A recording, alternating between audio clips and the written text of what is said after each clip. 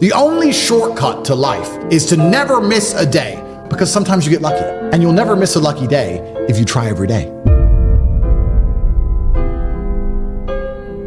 Because when you've come from the absolute bottom to the absolute top, and you've done it all off of your own back, and hard work and dedication, and never missing a day, one, because of compounding interest, and two, if you don't try every day, you might miss your lucky day. And that's what people don't understand. If you never miss a day and you never don't try and you're always on time, was I late today? No, on time, and you try and improve every aspect of your life, and you're a professional, and you try and make sure that you analyze your decisions, you give yourself feedback, you don't make mistakes, you're not lazy. If you try and you make it to the top, because you look at the people down below and you're like, well, why didn't you try? I did. Oh, I did too. No, you didn't. That's a lie. Now you're lying to me, and that annoys me. I believe that they have the lives they deserve because they haven't been prepared to suffer like I've suffered. If I was as lazy and incompetent as these people, I'd be like them. These people, they're not triers. I didn't even have chances that good. I wish I did. I wish I had a billionaire sitting on the internet explaining to me how the world worked. I would have done anything for that. But I've never had that chance. I had to work them all out myself, take huge monumental risks, do the nearly impossible to escape. It's easier to get rich now than it's ever been. This goes back into my mentality about the kind of person who takes risks and takes action. So then people will say to me, this is what's so amazing. People say to me, oh, how do you have all these big Addies? How do you have $100 million of cars? You're so lucky. It's not luck. It's never been luck. I've been the person who took action. And if I were to tell you right now what action to take, you won't do it. So I'm not going to feel sorry for you when you fail. I'm not going to feel sorry for losers. My life is just work. But that's boring, right? But that's the truth about it. I'm on my laptop all day, every day. I have 18 hours a day of screen time. I'm either training or I'm working. Do I know some women? Yes, of course. Do I have some fancy cars to drive? Yes. Can I go to the odd restaurant? Yes. But the majority of the time, all I do is work because that's what I enjoy to do. I don't think most things outside of work are as entertaining as the work itself. That's why I'm successful. Yeah, I do have women who I know, and yeah, I can have that crazy lifestyle, and I did it for a while. But I wouldn't even say it's empty. You know, people get successful and they start to say, oh, I'm above that. It's empty. It's vaporous. That's true. I just don't think it's as fun as working. I think just winning is fun. I think the whole point of life is a man is competition in the first place. Life is rented. I know exactly what you're saying, but I'm saying my philosophy is that you never own anything that you're not renting anyway. Your physical health is not something you have, it's something you rent. If you don't look after it, you lose it. Just like a house, if you don't pay the rent, you lose the house. It's the same with your business. If you don't look after your business, you lose the business, you lose your money. The same with women. If you don't look after the women, you lose the women. So do you have to sit there and attribute value to each thing and work out, is this worth the extra seconds in the day to maintain it? And if I'm going to do anything, you're going to optimize it, right? Isn't that life? You go to the fight gym and you spar and you lose and you get better. You attempt to optimize it. You try and make some money. You attempt to optimize it. You attempt to grow the number of followers you have on your YouTube channel. When you go out dating women, you attempt to optimize it to get better at it. If I'm going to speak to people, I'm going to optimize it to be maximally effective. I want to be the person who can say less words than everybody else and have a larger impact. That's what I want to do. I've chosen that. I've decided to do that. I understand that to be able to do that, I also need to have a certain persona and a certain capability. It's hard to do that if I'm not financially successful. It's hard to do that if I'm physically weak. If I walk into a room and I want to bellow and I want to sit and talk in a particular manner, but I'm physically weak and broke, nobody gives a shit. But I have real world accolades. Also, a lot of my real world accolades are based on the fact that I've suffered and I'm prepared to go through difficult scenarios for the things I've said, which once again adds credence to my words. Does happiness exist to you? I don't think it's important. I am already happy, and I'm happy all the time, even when bad things happen. I'm always a happy person. I don't operate in the happy, sad paradigm. So to me, I'm always happy because I don't measure it. If you don't measure something, it doesn't exist.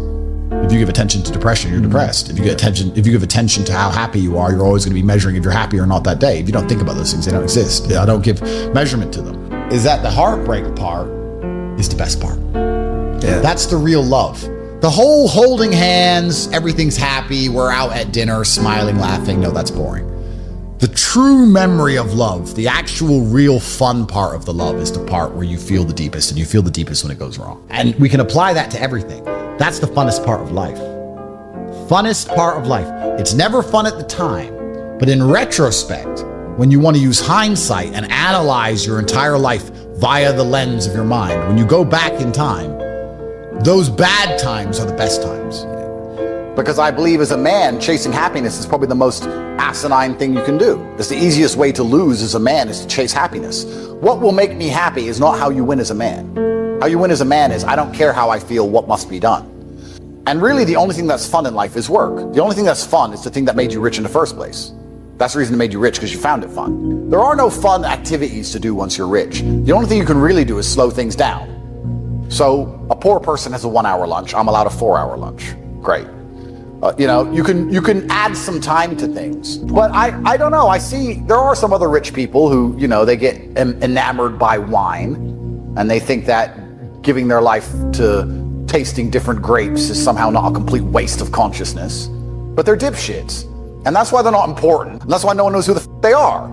So when I talk to other millionaires, they're like, oh yeah, I'm gonna wine. I like to spend my time wine. Well, then you go do that. Life is just, it's a game. We're living in a simulation. And if you want a high score, you have to choose the highest difficulty. So I want a high score. A lot of these people, especially people who talk about Zen, Stoicism, etc., I distrust. And this isn't specifically about him. This is about all of these people. Because they'll sit in a beautiful field with green grass in Bali, and they'll put on a stupid robe, and they'll sit there and they'll do this, and they'll say, I'm Zen, my mind is great. You're in a beautiful field in Bali. Of course you're Zen. What are you gonna be upset about? It's sunny, it's not even raining. You have nothing to complain about. Go and be Zen in a trench in Ukraine. Then show me your Zen. If you're so Zen and you're so fantastic with your mind, any of these people, I openly challenge you, considering you're all physically incapable, go do an MMA fight and get the shit kicked out of you. Go and you know you're gonna lose because you're a pussy. I know you're gonna lose, you know you're gonna lose, he's gonna hurt you, but you're Zen. Show me the power of your mind. Go get your ass whooped. Oh no, you're scared. You won't do that. You won't go get in the cage and get grounded and pounded. I thought you were Zen. Turns out you're only Zen when everything's fine. That's not Zen. It's not Zen to be Zen when everything's fine.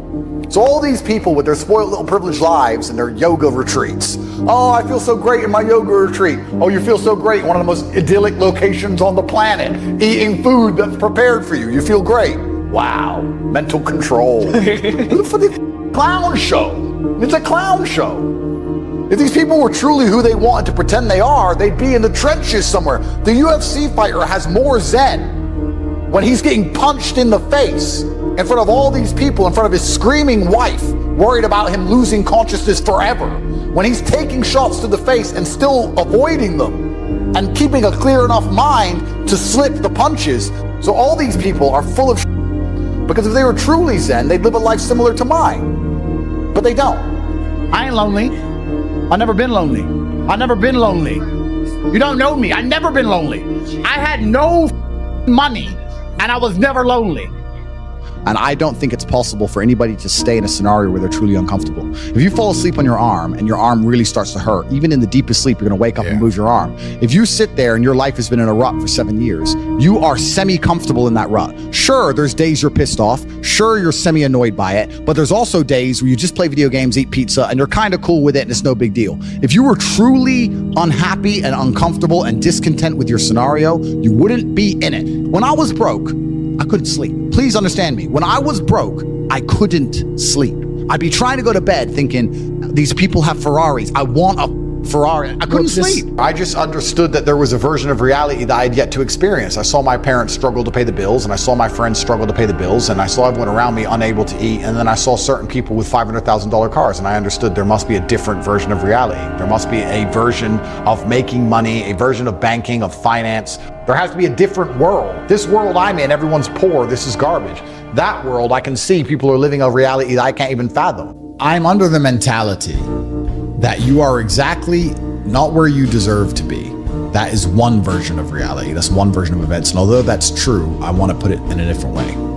You're exactly where you wish to be in life.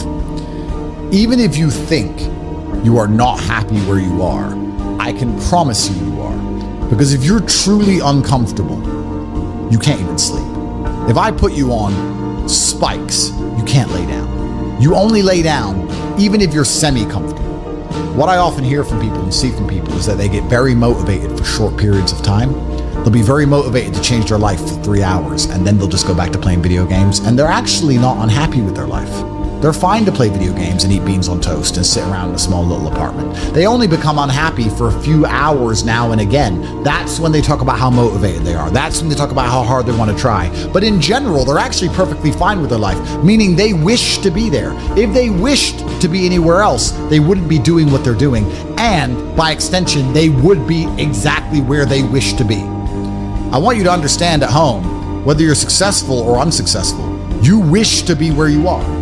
If you wished to be big, you'd be big. You would train all day, every day. There is no such thing as wanting to be big and wishing to be big truthfully and not being big. If you say to a man, do you want to be bigger? They'll all say yes. But do they really wish for it?